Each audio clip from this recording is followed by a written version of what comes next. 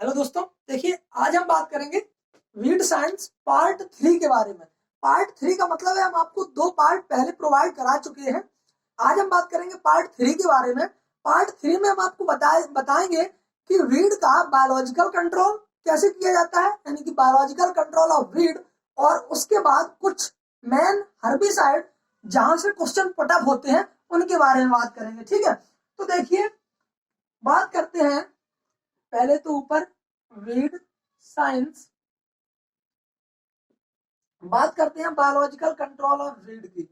देखिए biological control of weed, biological control of weed, देखिए biological control of weed को हम क्या करते हैं, किसी भी बायो एजेंट का पता लगाते हैं। जैसे कि जो आपके बायो एजेंट होते हैं, जब हम कोई वीड पर कंट्रोल करते हैं, जब हम कोई वीड पर कंट्रोल करते हैं किसके द्वारा, किसी बायो एजेंट के द्वारा, तो वही आपका बायोलॉजिकल कंट्रोल ऑफ वीड कहलाता है। जैसे यदि हम बायोलॉजिकल कंट्रोल की कुछ परिभाषा के बारे में बात करें तो the Biot by biota, the control of biot by biota is known as a biological control। यानी कि जब किसी एक जीव के द्वारा, दूसरा ही जीव है ना, ये लिविंग ही तो होता है वीड आपका, तो दूसरे जीव, एक जीव के द्वारा जब हम किसी दूसरे जीव को कंट्रोल करते हैं तो वही आपका बायोलॉजिकल कंट्रोल कहलाता है। ठीक है, तो देखिए इसमें जो आपका सबसे पहला आता है वह है आपका लेंटाना कैमरा, वह है आपका लेंटाना कैमरा। और लेंटाना कैमरा से कई बार सवाल पूछे गए हैं कि लेंटाना कैमरा के कंट्रोल के लिए हम किस बायो एजेंट का प्रयोग करते हैं। तो देखिए लेंटाना कैमरा के बारे में थोड़ा आप जान लीजिए कि लेंटाना कैमरा जो है यह हमारे देश का वीड नहीं है, यह जो है एक एक्सोटिक वीड है। एक्सोटिक वीड का मतलब है यह हमारे देश में दूसरे देश से लाया गया था। और देखिए इसको लाने का श्रेय जो है वह आपके डॉक्टर हिलगार्ड नामक एक साइंटिस्ट थे जो कि आइलैंड के थे। वह जो है ऑर्नामेंटल पर्पज के लिए हमारे देश इंडिया में लाए थे। उनको यह पौधा सजावटी अलंकृत देखने में अच्छा लगा, तो इसलिए वह जो है हमारे इस पौधे को, लेंटाना कैमरा को, हमारे देश इंडिया में, भारत में लाए थे। तो ठीक है, तो इस यदि पूछा जाए कि यह इंट्रोड्यूस किसके द्वारा करवाया गया, तो भाई डॉक्टर हिलगार्ड के द्वारा, जो कि एक आइलैंड के रहने वाले थे या एक आइलैंड के साइंटिस्ट थे जो कि हमारे देश में लाए थे। बात करें बायो एजेंट की, तो बायो एजेंट में इसका जो पहला है वह है आपका एग्रोमाइजा लेंटिनी, एग्रोमाइजा लेंटिनी, एग्रोमाइजा लेंटिनी। दूसरा है आपका क्रोसीडर्मा लेंटिनी, क्रोसीडर्मा लेंटिनी। नंबर 3 पर आता है आपका थेक्ला एकियन, और नंबर 4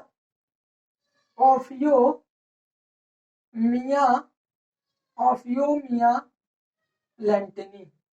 ये जो है आपसे पूछा जा सकता है। और आपके मेन जो है, मेन तो आपका एग्रोमाइजा लेंटिनी है और दूसरा आपका मेन क्रोसीडर्मा लेंटिनी है। यही दो आपसे पूछे जाएंगे कि हो सकता है कि आपसे पूछ ले कि एग्रोमाइजा लेंटिनी का प्रयोग हम किस वीड के नियंत्रण के लिए करते हैं, तो एग्रोमाइजा लेंटिनी का प्रयोग हम लेंटाना कैमरा के लिए करते हैं। क्रोसीडर्मा लेंटिनी का प्रयोग हम किस वीड के नियंत्रण के लिए करते हैं, बायो एजेंट के रूप में करते हैं। तो जो है क्रोसीडर्मा लेंटिनी का प्रयोग हम एक लेंटाना कैमरा के ऊपर बायो एजेंट के रूप में इसका प्रयोग करते हैं। उसके बाद दूसरी जो है वह आता है आपका ओपनसिया स्पीसीज। क्या आता है आपका? Opuntia species. ठीक है, देखिए ओपनसिया स्पीसीज को प्रिकली पियर के नाम से भी जानते हैं। किसके नाम से?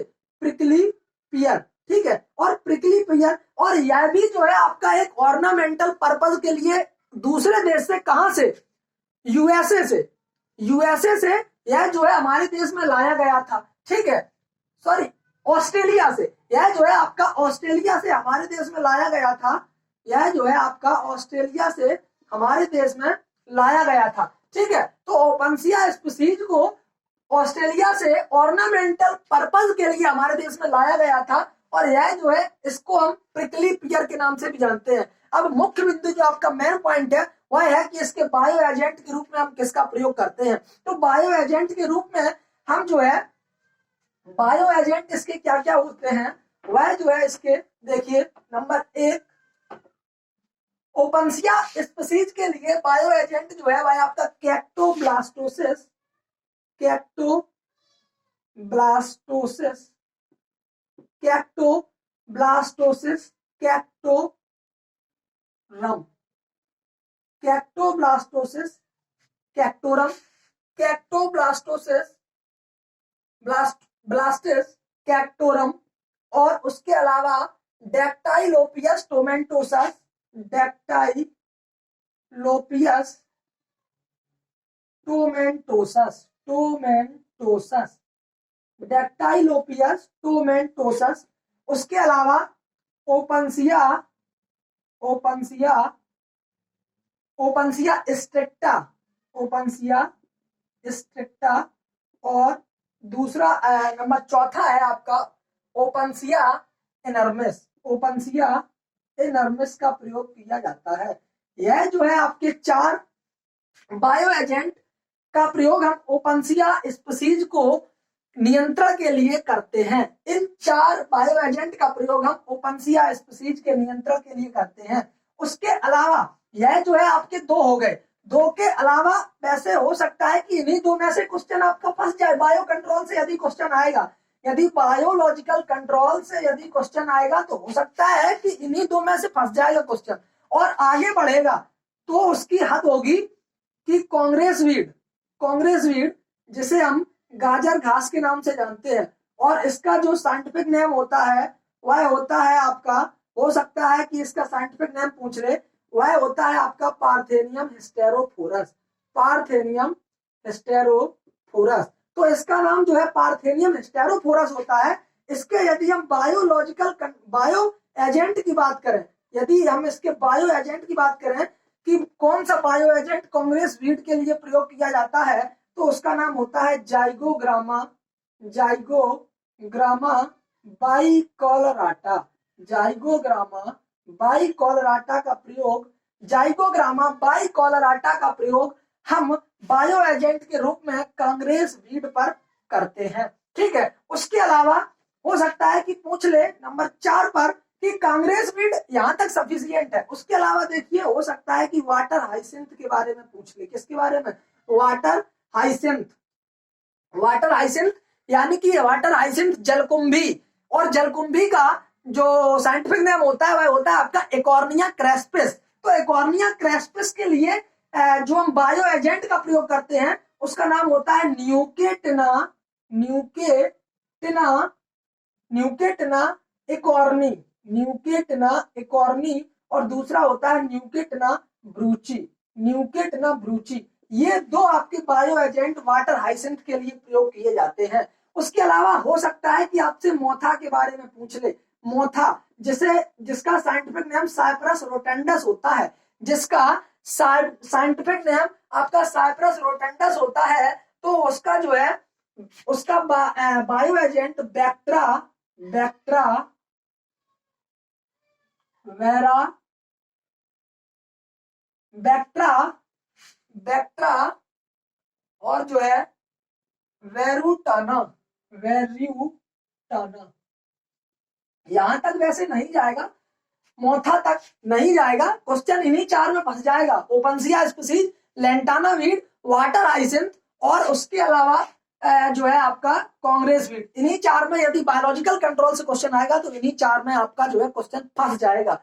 मोथा तक क्वेश्चन नहीं जाएगा, वैसे हमने आपको जानकारी के लिए बता दिया। ठीक है, अब देखिए ये बात हो गई आपकी बायोलॉजिकल कंट्रोल की। बायोलॉजिकल कंट्रोल के बाद यदि हम बात करें हर्बिसाइड की, तो देखिए हर्बिसाइड जो आपके होते हैं वह हर्बिसाइड 2 प्रकार के होते हैं। एक होता है आपका ऑर्गेनिक और दूसरा होता है इनऑर्गेनिक। एक होता है आपका ऑर्गेनिक और दूसरा होता है इनऑर्गेनिक। तो देखिए पहले तो हम हर्बिसाइड के बारे में जान लेते हैं कि हर्बिसाइड होता क्या है। तो देखिए हर्बिसाइड, हर्बिसाइड डस्टर से बोर्ड सही से साफ नहीं होता है, ठीक है, कपड़े से ही करते हैं। देखिए हर्बिसाइड, हर्बिसाइड, हर्बिसाइड जो है यह आपका एक लैटिन वर्ड है, मीन्स लैटिन भाषा से लिया गया शब्द है। हर्बिसाइड लैटिन भाषा से लिया गया शब्द है।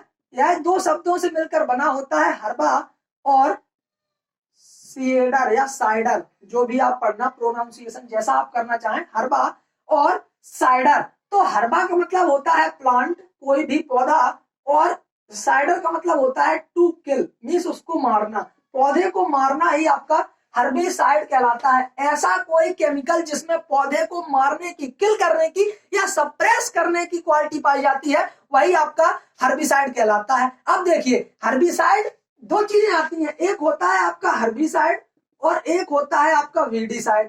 कंफ्यूजन यहाँ पर क्रिएट होता है कि हर्बिसाइड क्या होता है और वीडिसाइड क्या होता है। देखिए वह दोज केमिकल्स मीन्स ऐसे केमिकल्स जो आपके किसी भी प्रकार के प्लांट के ऊपर यदि हम उसको अप्लाई कर देते हैं और उनको वह किल कर देता है या सप्रेस कर देता है, सप्रेस कर देता है, हर्बिसाइड कहलाते हैं। और वीडिसाइड मीन्स वीडिसाइड वह आपका जो है केमिकल होते हैं, वीडिसाइड वे केमिकल होते हैं जो हमारे लिए अनडिजायरेबल प्लांट को किल करते हैं और जिनके लिए हम उनको प्रयोग करते हैं, या सिर्फ और सिर्फ ओनली वीड को मारते हैं, ओनली वीड को मारते हैं, हमारे वीडिसाइड कहलाते हैं। ठीक है, इतनी बात आप समझ गए होंगे। ठीक है, हर्बिसाइड और आपकी जो है वीडिसाइड। अब देखिए यहां तक बात आपकी क्लियर हुई। अब हम बात करते हैं कि हर्बिसाइड आपके दो प्रकार के होते हैं, भाई हमने आपको बता दिया।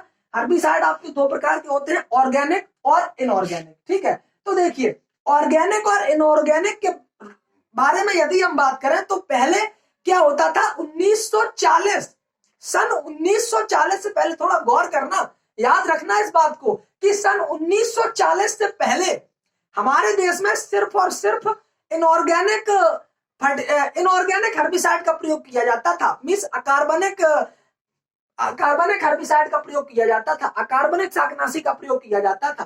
ठीक है, तो देखिए 1940 से पहले जब अकार्बनिक शाकनाशी का प्रयोग किया जाता था, या कह सकते हैं इनऑर्गेनिक हर्बिसाइड का प्रयोग किया जाता था, इसीलिए 1940 से पहले वाले काल को हम इनऑर्गेनिक एरा के नाम से जानते हैं, इनऑर्गेनिक एरा के नाम से जानते हैं। तो देखिए आइए समझिए बात क्या है, कंप्लीटली बात क्या है। देखिए बात है 1937 की, बात है 1937 की। 1937 में क्या हुआ, 1937 में जगह थी आपकी पंजाब एग्रीकल्चर यूनिवर्सिटी, मीन्स आपका जो स्थान था वह था आपका पंजाब यूनिवर्सिटी।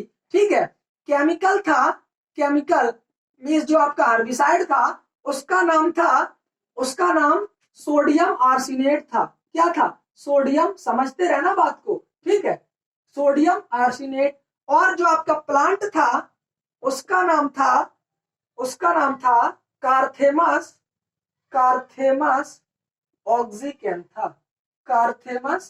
ऑक्सीकेंथा। अब देखिए इतनी चीजें हमने अलग अलग तरीके से लिखी। अब देखिए इसको लिखने का हमारा तरीका क्या है, समझिए थोड़ा सा। 1937 की बात है, 1937 में सर्वप्रथम पंजाब एग्रीकल्चर यूनिवर्सिटी में इनऑर्गेनिक हर्बिसाइड के रूप में सोडियम आर्सेनेट का प्रयोग कार्थेमस ऑक्सीकेंथा नामक पौधे पर किया गया। ठीक, एक वाक्य में बात क्लियर हो गई। बात क्या है कि सर्वप्रथम 1937 में अकार्बनिक शाकनाशी के रूप में सोडियम आर्सेनेट का प्रयोग कार्थेमस ऑक्सीकेंथा नामक पौधे पर कहां पर किया गया, पंजाब में किया गया। तो देखिए क्वेश्चन यहां से कितने बनेंगे, सर्वप्रथम इनऑर्गेनिक हर्बिसाइड का प्रयोग कहां किया गया, पंजाब में किया गया। कब किया गया, 1937 में किया गया। वह कौन सा केमिकल था या वह कौन सा इनऑर्गेनिक हर्बिसाइड था, तो उसका नाम था sodium arsenate. First organic herbicide का प्रयोग कौन से पौधे पर किया गया, तो वह था आपका कार्थेमस ऑक्सीकेंथा। क्वेश्चन ऐसे बनाए जाते हैं, क्वेश्चन ऐसे पुटअप होते हैं एग्जाम में। तो वन लाइनर की जरूरत ही क्या है, हमें ये बताइए, वन लाइनर की जरूरत ही क्या है, एमसीक्यूज की जरूरत ही क्या है। जब हमारे सारे टॉपिक इसी प्रकार से तैयार हो रहे हैं तो वन लाइनर की जरूरत ही क्या है। लड़के कमेंट करते हैं और कहते हैं कि वन लाइनर बताइए। वन लाइनर का मतलब क्या है जब चीजें ऐसे ही कंप्लीट हो रही हैं, है ना। तो चीजों को थोड़ा समझिए, चीजों को थोड़ा आसान बनाइए। जब हम किसी टॉपिक को एक बार अच्छी तरीके से पढ़ लेंगे तो फिर क्वेश्चन एग्जाम में आएगा तो आएगा कहां से, आउट ऑफ सिलेबस तो आएगा नहीं। और आउट ऑफ सिलेबस यदि आएगा भी तो एक दो क्वेश्चन आएंगे, लेकिन ज्यादा से ज्यादा क्वेश्चन तो हम कवर कर लेंगे। और यदि जो आउट ऑफ सिलेबस आएगा वो हमारे लिए नहीं, वो तो सबके लिए आएगा। तो चीजों को थोड़ा समझिए। वन लाइनर क्वेश्चन तब हम तैयार करते हैं जब हमें कोई टॉपिक अच्छी तरीके से तैयार होता है। जब हमारा कोई टॉपिक ही अच्छी तरीके से तैयार नहीं है तो पहले हम उस टॉपिक को तैयार करते हैं। ठीक है, समझ गए बात को। अब देखिए, जब हमने इनऑर्गेनिक हर्बिसाइड का प्रयोग 1937 में पंजाब एग्रीकल्चर यूनिवर्सिटी में सोडियम आर्सेनेट के रूप में कारथेमस ऑक्सीकेंथा के ऊपर किया, तो जब 1937 यानी कि समय कौन सा है, 1940 से पहले का, इसीलिए इसे जो है इनऑर्गेनिक एरा भी कहा जाता है। समझ, इनऑर्गेनिक एरा भी कहा जाता है, इनऑर्गेनिक एरा भी कहा जाता है। ठीक है, इसके अलावा जो आपके इनऑर्गेनिक हर्बिसाइड होते हैं वह कौन कौन से होते हैं समझ लीजिए। एक तो आपका साल्ट आता है, दूसरा आपका एस आता है। एस मीन्स धूल या भस्म जिसे हम कहते हैं। Sodium nitrate, sodium chloride, sodium arsenate ऐसे लिखते हैं। ठीक है, टाइम बचाने के लिए किसी भी प्रकार से लिख सकते हैं। सोडियम नाइट्रेट हम आपसे बोल रहे हैं, मुंह से तो निकल रहा है, समझ लीजिए। भाषा पर मत जाइए, लैंग्वेज में क्या लिखा है समझ लीजिए सिर्फ। ठीक है, sodium nitrate, sodium chloride, sodium arsenate और साल्ट एस, ये जो है आपके इनऑर्गेनिक हर्बिसाइड होते हैं। इन्हीं का प्रयोग हम 1940 से पहले करते थे। 1940 से पहले जब हमने इनका प्रयोग किया, इसीलिए जो है इनऑर्गेनिक एरा के नाम से हम इसको जानते हैं। किसको, इनको हम इस एरा को हम इनऑर्गेनिक एरा के नाम से जानते हैं। उसके बाद क्या हुआ, इनऑर्गेनिक एरा 1940 तक चली, उसके बाद इसे जो है खत्म कर दिया गया। खत्म क्या कर दिया गया, 1940 में केमिकल कंट्रोल का प्रयोग किया गया, और वो भी कौन सा, ऑर्गेनिक। केमिकल कंट्रोल जो है आपका आया 1940 में। 1940 में केमिकल कंट्रोल जो है आपका डेवलप्ड हो गया, बन गया। कब, 1940 में। तो 1940 में जैसे ही केमिकल कंट्रोल आया, और केमिकल कंट्रोल तब इतना सक्षम नहीं था, इतना सफल नहीं था। और केमिकल कंट्रोल के सफल होने का एक ही कारण था, या फिर जो आपका कह सकते हैं ऑर्गेनिक हर्बिसाइड के जो है सफल होने का एक ही कारण था, और उसका नाम था 2,4-D। देखिए 2,4-D हम आप जहां भी पढ़ते हैं हर्बिसाइड को, सबसे पहले 2,4-D पढ़वाता है कि 2,4-D के बारे में चीजें आपको हम पूरा टॉपिक बता देंगे। 2,4-D से एक भी क्वेश्चन बाहर नहीं जाएगा। यदि क्वेश्चन 2,4-D से फंसता है, और गारंटी है कि 2,4-D से क्वेश्चन एक ना एक जरूर बनाया जाएगा। तो देखिए समझिए 2,4-D क्या होता है। पहले हम इसको समझ लेते हैं कि 1940 के बाद जब ऑर्गेनिक हर्बिसाइड का प्रयोग किया जाने लगा, तो 1940 के बाद हम इसे ऑर्गेनिक एरा के नाम से जानने लगे। किसके नाम से, ऑर्गेनिक एरा के नाम से जानने लगे। किसके नाम से, ऑर्गेनिक एरा के नाम से जानने लगे। 1940 के बाद जो आपका सत्र स्टार्ट हुआ, वह आपका ऑर्गेनिक एरा के नाम से सत्र स्टार्ट होता है। उसके बाद 1940 के बाद जैसे ही आपका 2,4-D का विकास हुआ, 1940 के बाद आपका 2,4-D आया। और 2,4-D कब आया, देखिए 2,4-D के बारे में जितनी भी बातें हैं वह हम आपको एक लिस्ट के तौर पर हम आपको पूरी चीज बता दे रहे हैं, एक लिस्ट के तौर पर। उसी में सभी आपका 2,4-D क्लियर हो जाएगा। यहीं पर हम आपको क्लियर किए दे रहे हैं 2,4-D। देखिए 2,4-D बनाया गया 1944 में। कब बनाया गया, 1944 में विकसित किया गया। ठीक है, चलिए हिंदी में लिख देते हैं। काफी लोग कमेंट करते हैं कि कुछ हिंदी में भी बता दिया करो, तो चलिए विकसित किया गया 1940 में। 1944 में इसे विकसित किया गया। 1944 में जब इसे विकसित किया गया, तो देखिए क्या हुआ, इसने एक क्रांति ला दी। इसने हमारे किसानों में खेती करने का तरीका ही बदल दिया, और इसने एक तरीके से क्रांति ला दी। तो जैसे ही इसको 2,4-D का विकास हुआ, तो इसने एक क्रांति ला दी। अब देखिए 2,4-D का जो है विकास, ऑर्गेनिक, यह जो है आपका फर्स्ट ऑर्गेनिक हर्बिसाइड था। क्या था, फर्स्ट ऑर्गेनिक हर्बिसाइड। तो आपसे पूछा जा सकता है कि जो है आपका फर्स्ट ऑर्गेनिक हर्बिसाइड कौन सा है। फर्स्ट ऑर्गेनिक हर्बिसाइड कौन सा है, जो है आपका 2,4-D, या फिर हिंदी में पूछ ले तो प्रथम कार्बनिक शाकनाशी कौन सा है, तो 2,4-D है। ठीक है, इसके फुल नेम की यदि हम बात करें, इसका पूरा नाम क्या होता है, तो पूरा नाम 2,4-डाइक्लोरोफिनॉक्सी एसिटिक एसिड होता है। इसका पूरा नाम 2,4-डाइक्लोरोफिनॉक्सी एसिटिक एसिड होता है। इसमें देखिए फिनॉक्सी लगा है, इसीलिए इसमें क्वेश्चन किया जाता है कि यह जो है किस ग्रुप का मेंबर है, 2,4-D आपका किस ग्रुप का मेंबर है, तो यह जो है इसका जो ग्रुप है वह आपका फिनॉक्सी ग्रुप है। कौन सा ग्रुप है, फिनॉक्सी ग्रुप का मेंबर है, फिनॉक्सी ग्रुप का मेंबर है। ठीक है, तो यह जो है फिनॉक्सी ग्रुप में रखा गया है। अब देखिए, जब इसे 1944 में विकसित किया गया फर्स्ट ऑर्गेनिक हर्बिसाइड के रूप में, और इसके अलावा इसे सिलेक्टिव हर्बिसाइड भी कहा जाता है। इसका प्रयोग एक सिलेक्टिव हर्बिसाइड के रूप में भी किया जाता है। इसका प्रयोग सिलेक्टिव हर्बिसाइड के रूप में भी किया जाता है, पोस्ट इमरजेंस हर्बिसाइड के रूप में भी किया जाता है।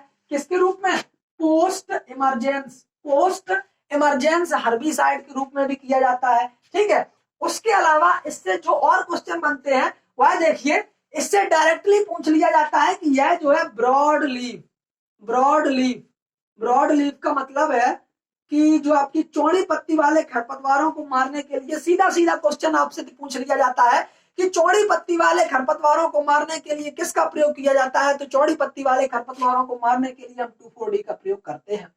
और देखिए, पूछा जाता है कि सकरी पत्ती वाले खरपतवारों को मारने के लिए हम किसका प्रयोग करते हैं, तो सकरी पत्ती वाले खरपतवारों को मारने के लिए हम आइसोप्रोट्यूरान या सल्फोसल्फ्यूरान का प्रयोग करते हैं। किसका, आइसोप्रोट्यूरान या सल्फोसल्फ्यूरान का प्रयोग करते हैं। बल्कि जब हम चौड़ी पत्ती वाले खरपतवारों को मारने की बात करते हैं तो वहां पर हम 2,4-D का प्रयोग करते हैं। तो 2,4-D से आपके क्वेश्चन जो बनते हैं वो लगभग ये है। अब देखिए, 2,4-D का प्रयोग हम दो प्रकार से करते हैं, एक तो हम हार्मोन के रूप में करते हैं और दूसरा हर्बिसाइड के रूप में करते हैं। तो इसकी मात्रा ज्यादा पूछी जाती है कि यदि हम 2,4-D का प्रयोग हार्मोन के रूप में कर रहे हैं तो वहां पर हम 2,4-D की कितनी मात्रा देते हैं।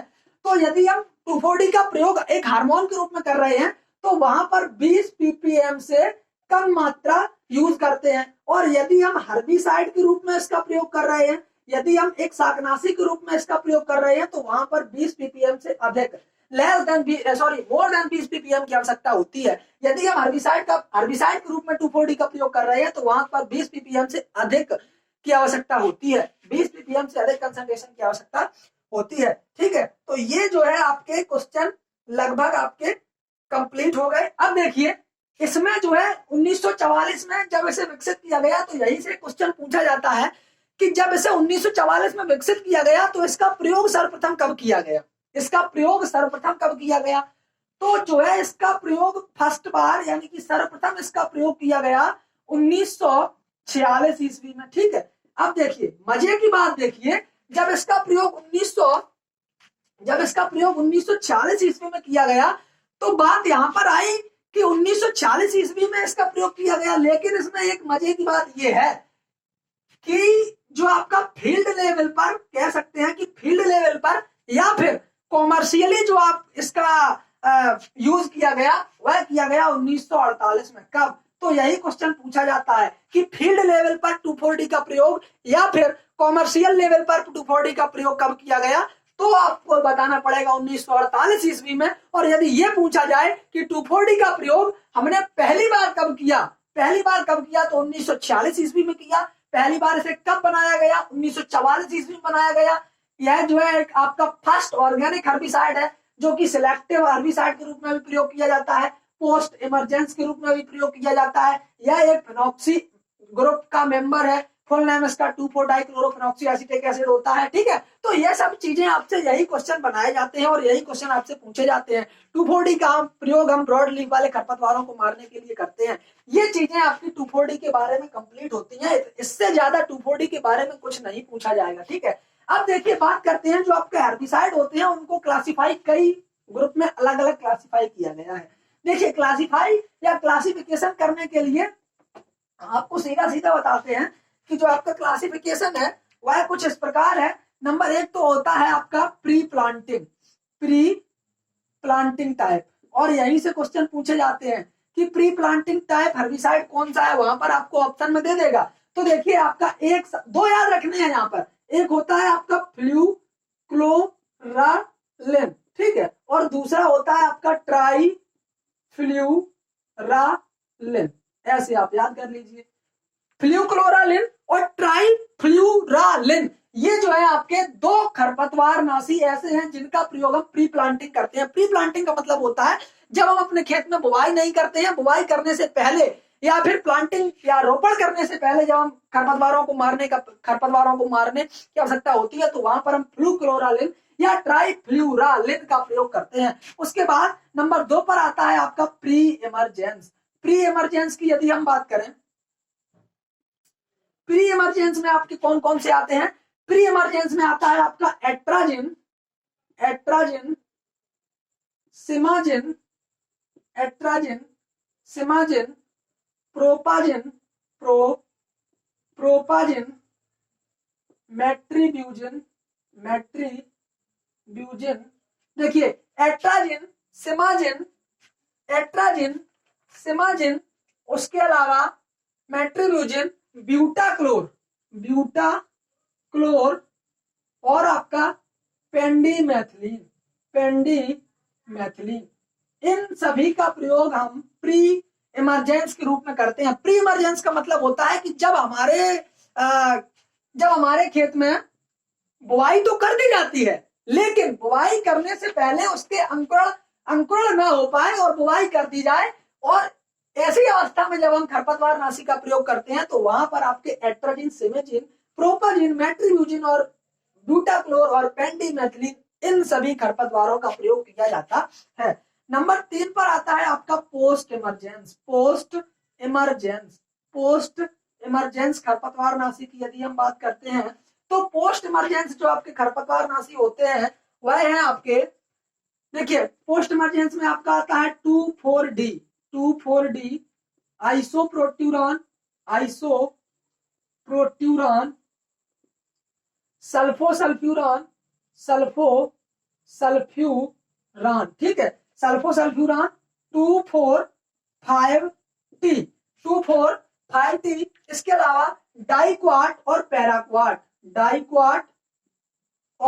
पैराक्वाट, इनका प्रयोग हम पोस्ट इमरजेंस करते हैं। पोस्ट इमरजेंस का मतलब होता है जब हमारे खेत में बीजों का अंकुरण हो जाता है, यदि हमें वहां पर खरपतवार नाशी का प्रयोग करना है तो फिर हम इनका प्रयोग करेंगे। और एक आप मोटा सा अंदाज लगाइए कि पोस्ट इमरजेंस का मतलब होता है कि जब खरपतवारों का अंकुरण हो जाए, मींस खरपतवार बड़े हो जाएं, तो देखिए हम तभी तो पहचान पाएंगे कि 2,4-D का प्रयोग हम कहां पर करते हैं, चौड़ी पत्ती वाले खरपतवारों को मारने के लिए। अब चौड़ी पत्ती तो हमें तभी पता चलेगी जब खरपतवार का अंकुरण हो जाएगा कि इसमें चौड़ी पत्ती है या नहीं। तो 2,4-D से याद कीजिए कि 2,4-D को हम पोस्ट इमरजेंस के रूप में भी प्रयोग करते हैं। आइसोप्रोट्यूरान तभी तो हमें पता चलेगा जब कि इसमें सक्रिय पत्ती है या नैरो लीफ है, कैसे है, जब उसका इमरजेंस हो जाएगा तभी तो हमें पता चलेगा। तो इसलिए जो है इन सभी चीजों को थोड़ा सा दिमाग लगाइए और सोचिए कि पोस्ट इमरजेंस में हम 2,4-D आइसोप्रोट्यूरान, सल्फोसल्फ्यूरान का प्रयोग किया जाता है, 2,4,5-T डाइक्वाट और पैराक्वाट का प्रयोग किया जाता है। ये आपके बेस्ड ऑफ एप्लीकेशन के रूप में प्रयोग किए जाने वाले जो आपके हर्बिसाइड होते हैं वह हैं, ठीक है। उसके बाद आपके कुछ हर्बिसाइड सिलेक्टिविटी के आधार पर होते हैं। सिलेक्टिविटी का मतलब होता है सिलेक्टिव हर्बिसाइड और non selective herbicide. Selective herbicide वह हर्बिसाइड होते हैं जो कि पौधे को सिलेक्ट करके मारते हैं। सिलेक्ट करके मतलब चुन के मारते हैं। जैसे हमने किसी पौधे को मारने के लिए यदि हमने अपने खेत में खरपतवार नाशी का प्रयोग किया है, तो जिस खरपतवार को मारने के लिए हमने उस खरपतवार नाशी का प्रयोग किया है, तो वह उसी को चुन के मारेगा, ना कि किसी दूसरे को। ऐसे खरपतवार नाशी आपके सिलेक्टिव हर्बिसाइड कहलाते हैं। और वह जो है आपके कौन से हैं, देखिए 2,4-D वही नाम आपके बार बार आएंगे तो थोड़ा सा कंफ्यूजन क्रिएट होगा, लेकिन एक बार जब आप समझ जाएंगे तो चीजें आसान हो जाएंगी। 2,4-D आइसोप्रोट्यूरान, सल्फ्यूरान, और इसके अलावा 2,4-D आइसोप्रोट्यूरान, सल्फोसल्फ्यूरान, पेंडीमेथिलीन और ब्यूटाक्लोर, इन सभी का प्रयोग हम सिलेक्टिव हर्बिसाइड के रूप में करते हैं। अभी हमने आपको बताया था कि 2,4-D एक सिलेक्टिव हर्बिसाइड के रूप में हम 2,4-D का प्रयोग करते हैं, वही बात आ गई आपकी 2,4-D की। ठीक है, नॉन सिलेक्टिव कौन से होते हैं? नॉन सिलेक्टिव का मतलब होता है उन्हें इससे मतलब नहीं होता है कि हमें प्रयोग किसके लिए किया गया है, उन्हें जिस पर भी आप डाल दोगे, जिस पर भी उनको अप्लाई कर दोगे, वह उन सभी को खत्म कर देगा। तो नॉन सिलेक्टिव में जैसे आपके ग्लाइफोसेट, डाइक्वाट और पैराक्वाट आते हैं। देखिए ग्लाइफोसेट जो आपका मेन होता है, पूछा जाता है कि ग्लाइफोसेट एक कैसा हर्बिसाइड है, तो वह आपका नॉन सिलेक्टिव हर्बिसाइड है। ग्लाइफोसेट, डाइक्वाट और जो है आपका पैराक्वाट, डाइक्वाट और पैराक्वाट, ये जो है आपके नॉन सिलेक्टिव हर्बिसाइड होते हैं। इसके अलावा इन सिलेक्टिव और नॉन सिलेक्टिव के अलावा भी आपके हर्बिसाइड होते हैं। देखिए इनको लिख लीजिए आप, वीडियो पॉज करके, थोड़ा सा मैं जल्दी बताने का आप समझ लेना। ठीक है, तो देखिए सिलेक्टिव हो गए, नॉन सिलेक्टिव हो गए, अब बचे आपके दो और जो जिनसे क्वेश्चन बनते हैं। जैसे एक होता है आपका सिस्टमिक और दूसरा होता है कॉन्टैक्ट। तो सिस्टमिक हर्बिसाइड और कॉन्टैक्ट हर्बिसाइड में थोड़ा सा अंतर समझिए क्या होता है, या कभी पूछ लें कि सिस्टमिक हर्बिसाइड और कॉन्टैक्ट हर्बिसाइड क्या होते हैं। तो सिस्टमिक हर्बिसाइड वह हर्बिसाइड जो पौधे के सिस्टम को मारते हैं। सिस्टम का मतलब जैसे आपका डाइजेशन सिस्टम होता है, समझ रहे, एक्सक्रेटरी सिस्टम, मतलब हर तरीके के जो तंत्र होते हैं, तो वहां पर जो आपके तंत्र होते हैं यहाँ पर, वह किसको मारता है? जाइलम, पौधे में यही तो होते हैं, जाइलम और फ्लोएम, यही तो पौधे में जो है नीचे से ऊपर खनिज लवणों का अवशोषण करके ऊपर पहुंचाते हैं और नीचे ले आते हैं। ऊपर से जो खाना बनता है उसे नीचे ले आने का कार्य जो है आपका फ्लोएम करता है, और नीचे जड़ से लेकर के ऊपर खनिज लवणों को ऊपर पहुंचाने का कार्य आपका जाइलम करता है। ठीक है, तो जाइलम जो है जड़ों से ऊपर जाता है, फ्लोएम फलों से यानी कि पत्तियों से नीचे आता है। ये सारी क्रिया आपकी, जब इन्हीं को मार देंगे, यह ऐसे खरपतवार जो जाइलम और फ्लोएम को खत्म कर देते हैं, जाइलम और फ्लोएम को क्रैक कर देते हैं, चेक कर देते हैं, तो वहां पर क्या होगा? जब हमारे पौधे को खाना नहीं मिलेगा, मीन्स भोजन नहीं मिलेगा, खनिज लवण पोषक तत्व नहीं मिलेंगे, तो वहां पर पौधा हमारा मर जाएगा, यानी कि खरपतवार हमारे मर जाएंगे, है ना। तो वही चीज है। तो ऐसे खरपतवार जिनका प्रयोग हम सिस्टमिक तौर पर करते हैं, तो वह जो है आपके सिस्टमिक हर्बिसाइड कहलाते हैं। जैसे आपका आता है एट्राजीन, सिमेजीन, एक होता है आपका MCPA और आपका 2,4-D, ये जो है आपके मेन सिस्टमिक हर्बिसाइड होते हैं। उसके बाद कॉन्टैक्ट का मतलब क्या हुआ? देखिए कॉन्टैक्ट का मतलब होता है कि किसी पौधे को मारने के लिए हमने किसी हर्बिसाइड का प्रयोग किया, मान लीजिए किसी हर्बिसाइड का प्रयोग किया, तो जिस हमने मान लिया स्प्रे फॉर्म में उसका प्रयोग किया, तो जैसे ही हमने स्प्रे फॉर्म में उसका प्रयोग किया, तो जैसे वो आपका पत्ती पर जहां पर गिरेगा, पौधे के जिस भाग पर गिरेगा, चाहे वो तने पर गिर जाए, चाहे वो पत्ती को गिर जाए, वो सिर्फ उसी भाग को, जिस भाग के कांटेक्ट में आएगा, पौधे के जिस पार्ट के कांटेक्ट में आएगा, सिर्फ उसी पार्ट को इफेक्ट करेगा और उसी पार्ट को वह घातक बना करके वह खत्म कर देता है। समझ रहे हैं? यानी कि यदि पत्ती को खत्म कर देगा, तो पत्ती जो है, पत्तियों में क्लोरोफिल पाया जाता है, और पत्तियों में जब क्लोरोफिल पाया जाता है, जब पत्तियां सूख जाएंगी तो पौधे को भोजन की आवश्यकता होती है, और क्लोरोफिल के द्वारा ही पौधे प्रकाश संश्लेषण की क्रिया में भोजन बनाते हैं। और जब भोजन बनाते हैं, तो जब पौधे को भोजन नहीं मिलेगा, तो पौधे अपने आप मर जाएंगे, है ना। तो चीजें समझने की दिक्कत है। कॉन्टैक्ट हर्बिसाइड का मतलब होता है संपर्क में आना। पौधे का जौन सा भाग, जो भी भाग पौधे का आपके उसके कांटेक्ट में आ रहा है, मींस हर्बिसाइड के कांटेक्ट में आ रहा है, उसी को इफेक्ट करता है। तने पर यदि वह स्प्रे गिर गया तो तने को इफेक्ट करेगा, यदि पत्ती पर गिर गया तो पत्ती को करेगा। समझ रहे हैं? तो इस प्रकार से यह इफेक्ट करता है। तो कांटेक्ट में डाइक्वाट और पैराक्वाट आते हैं। यह जो है दो आपके सबसे ज्यादा पूछे जाने वाले कांटेक्ट हर्बिसाइड है। तो डाइक्वाट और पैराक्वाट, ये देखिए आपकी लगभग क्लासिफिकेशन कंप्लीट हो गया। ये बात थी आपकी हर्बिसाइड, और हमने आपको बताया बायोलॉजिकल कंट्रोल ऑफ वीड के बारे में। तो देखिए pre planting type, post emergence और प्री इमर्जेंस, कॉन्टैक्ट और सिस्टमिक और उससे पहले हमने आपको सिलेक्टिव और नॉन सिलेक्टिव, देखिए इसमें आपको जहां भी कमी लगी हो, यदि पहले तो आप वीडियो पूरा देखिए, यदि आपने यहां तक आ गए हैं तो आपने वीडियो पूरा देखा ही होगा, यह भी हम समझ ले रहे हैं, ठीक है। तो यदि आपने वीडियो पूरा देखा है और यदि आपको कहीं भी दिक्कत हो रही है, कंफ्यूजन हो रही है, तो आप हमें कमेंट सेक्शन में बताइए, हम आपके उस कंफ्यूजन को सॉल्यूशन में बदलने की कोशिश करेंगे किसी भी प्रकार से, चाहे उसके लिए हम अलग से वीडियो बनाएं, चाहे हम आपको उसी में कमेंट करके बताएं, किसी भी प्रकार से यदि आपको इसमें दिक्कत आ रही है, कोई भी हमारी वीडियो जो यूट्यूब पर पड़ी है और उसमें यदि आप कहीं भी देखते हैं और कोई भी दिक्कत आ रही है, कहीं भी कंफ्यूजन हो रही है, तो हम आपको उसका पक्का सॉल्यूशन देंगे, ठीक है।